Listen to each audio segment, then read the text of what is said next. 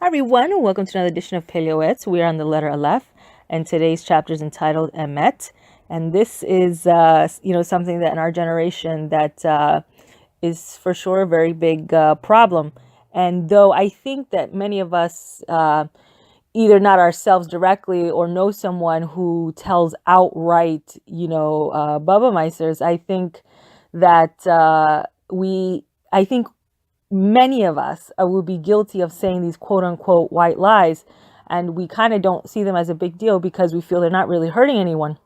For example, when the phone rings and our child picks up and we tell him I'm not here, and we think, what's the big deal? I'll call them later, not a big deal. But the truth is, not only did we lie, but we taught our children, just told our child to lie on our behalf, and we taught them that this is okay. So things like this, I think the other thing too that we fall into is exaggerations. So we're gonna, jump into this chapter, and it's going to be, I don't know, we're gonna see what the Torah has to say about it and what does Rav Papo Alav Shalom is going to tell us.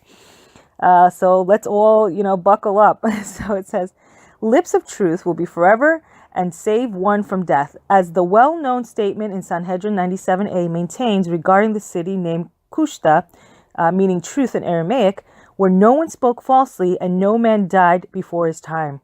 I mean, can you imagine living in such a place like this? So it says, our sages in Sanhedrin 92a said that one who speaks falsely is considered like an idolater, as is written in Bereshit 27:12. It says, and they're quoting Yaakov here, will be in his eyes like an idolater.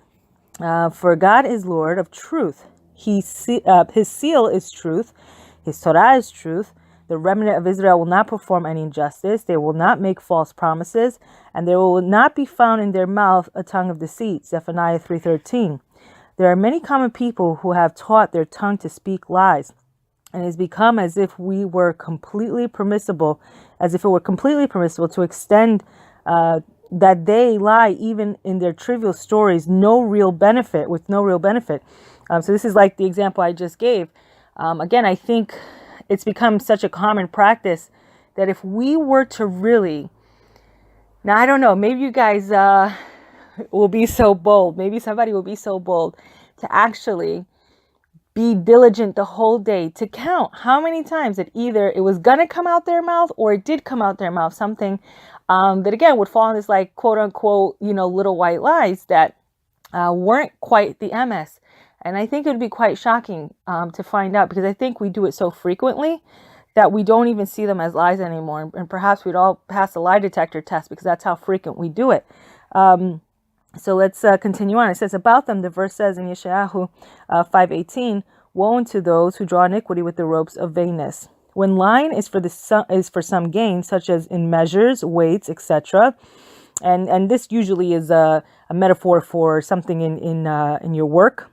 It says they no longer refer to it as lying, but rather as industriousness, cleverness, and enterprise. So it's true. This is almost like the used car salesman, where there's a lot of bait and switch and a lot of half truths in order to make a buck and a profit. But again, a lot of times, if you were saying it about something outside of business, everyone, okay, that's a lie. But I think sometimes we tend to deceive ourselves that because it's for profit or it's for business, it's parnasa, that it's okay to do. And a Rav is saying that couldn't be further from the case. And they claim that someone who is not willing to lie nowadays cannot make a profit, a fabrication that they have uttered. So I think, the ultimate lie is the one where the Yetzer Hara is telling you that you're not going to be able to make a living unless you are deceitful and dishonest.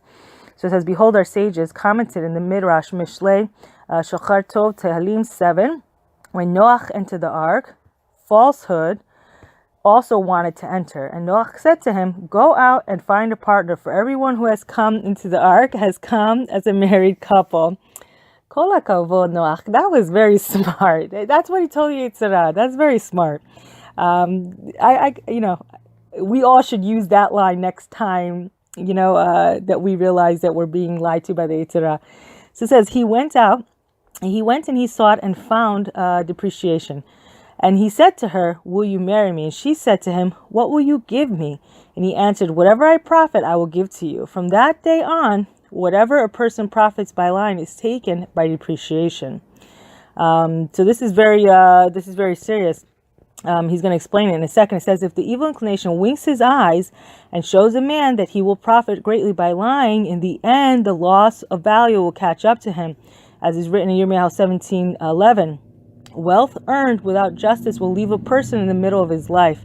In the end, he will be a despicable person, or the wealth will be preserved for its owner's downfall in this world and in Olam Haba. God will not withhold good from those who walk with uprightness. So this is a very serious trap. So if we think that by lying or being deceitful that we're going to get ahead, they're clearly giving you a warning. You better be careful, because sometime in your life there's going to be a downfall, and you will be punished for it, not only because you've gotten the downfall in this world, but also in Olam Haba. So that's a two-for. That's not a good deal. And I'm all for a deal, but that's not a good deal. So it says, the evil of lying is apparent to the eyes of God and man.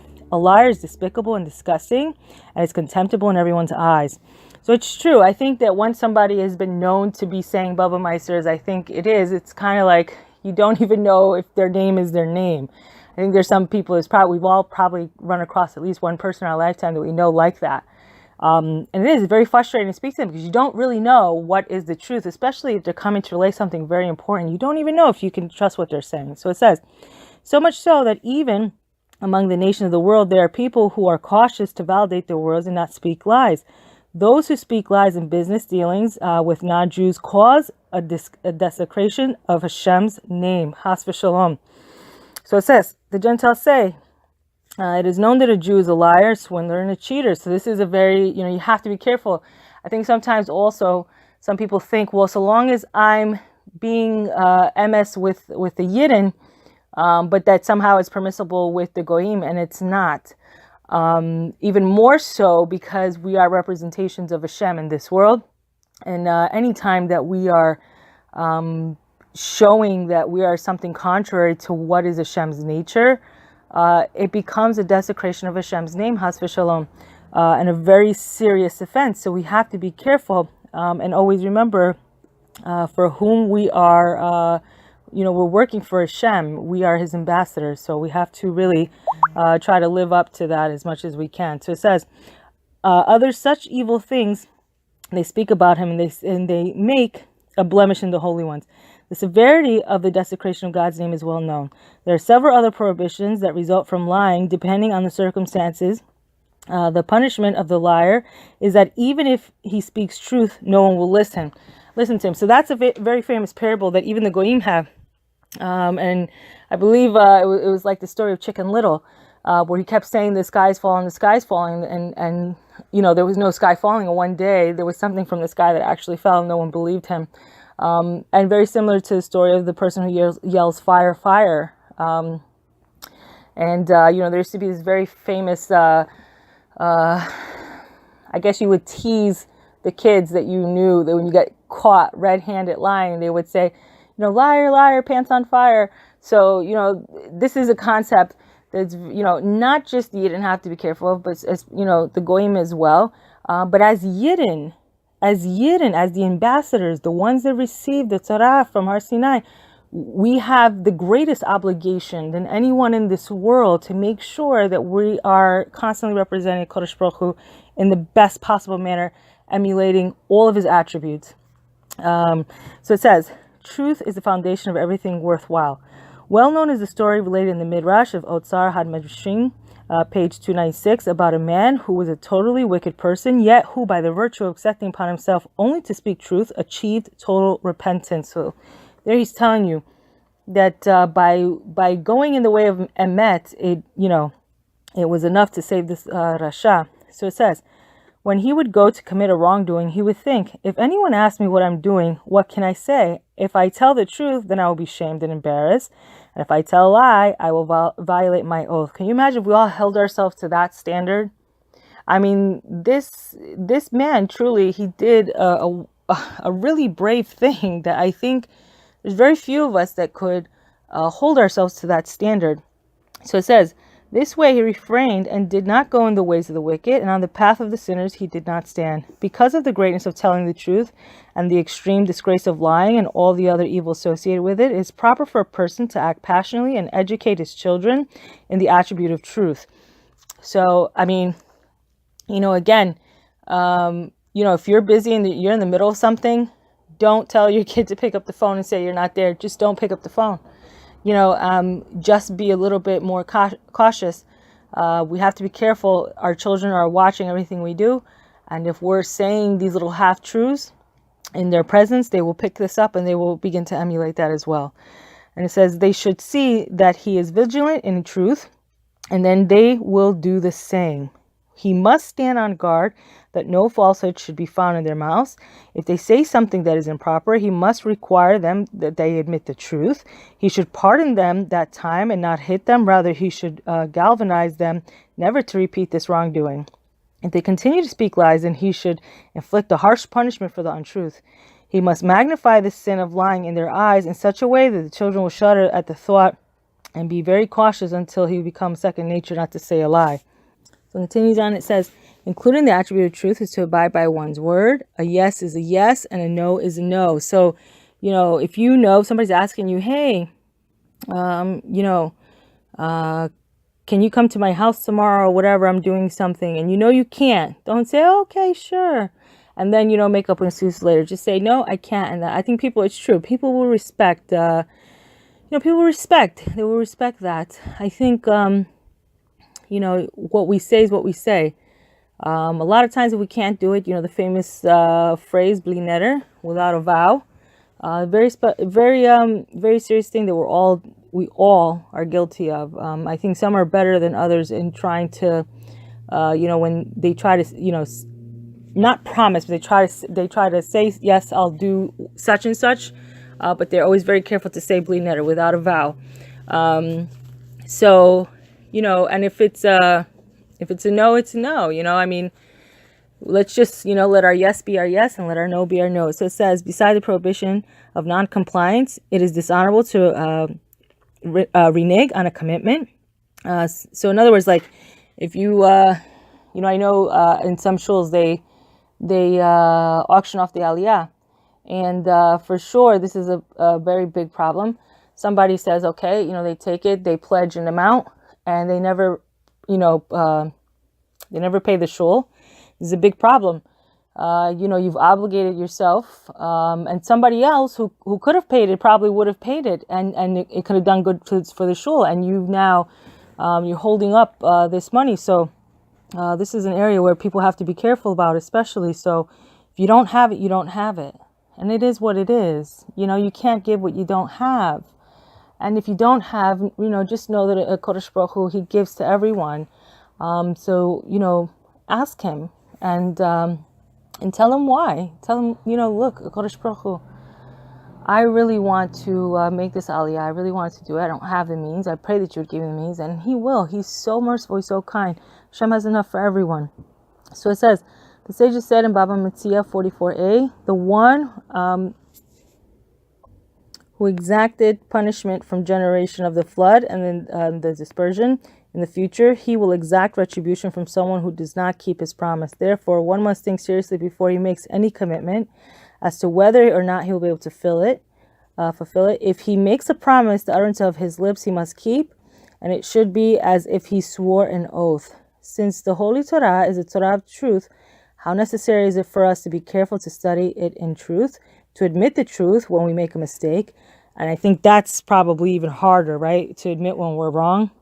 And it says to accept the truth from the person who spoke it, even if he is the smallest of the small. So it says, our sages already said in the Modim, admission of to the sages is in one's praise. A person should not turn to the way of deceit, to oracles or vanity and deception. Only the truth must guide his path. This is the path of integrity to all who walk upright. By adhering to it, one will find favor and understand the eyes of God and man. We will write more about this in the entries of Hodah and Sheker, for it is our method of review.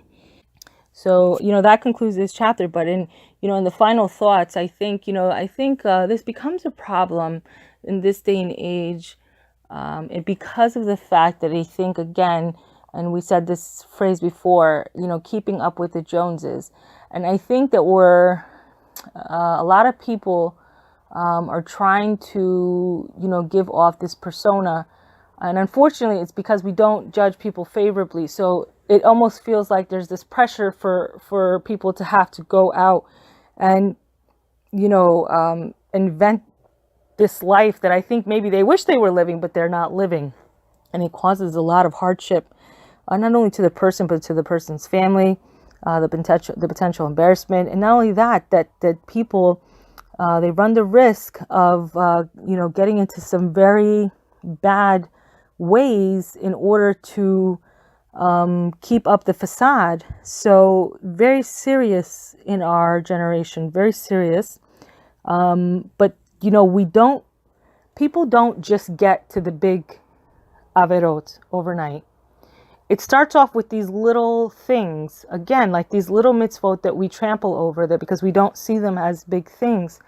So again, like I said, no different than, sometimes people not seeing Netilat Yadayim as a big mitzvot. The same thing as telling somebody, tell them I'm not here. It's a problem. If we can't talk, and then we say that we can't talk right now, I'll give you a call when I'm able to. Because it does, a little thing adds up. A little thing adds up, and before you know it, we don't even realize that we've hit the big time. So we have to be very careful in this area. And this will only come with Hashem's help, and I pray that He will help all of us to stay on the derek emet, and not to be swayed away, lusting after things, and that we should build up emunah in Him, to know that He has enough for everybody, and He's supplying everybody's needs all the time, and that we are just fine the way we are, whether we're not living in a mansion, whether we are living in a mansion, we are just fine the way we are, and that's the way Hashem, that's the position He has you in, and that's what it is. So that's it for today. I hope we'll all be together again soon. B'ezrat Hashem.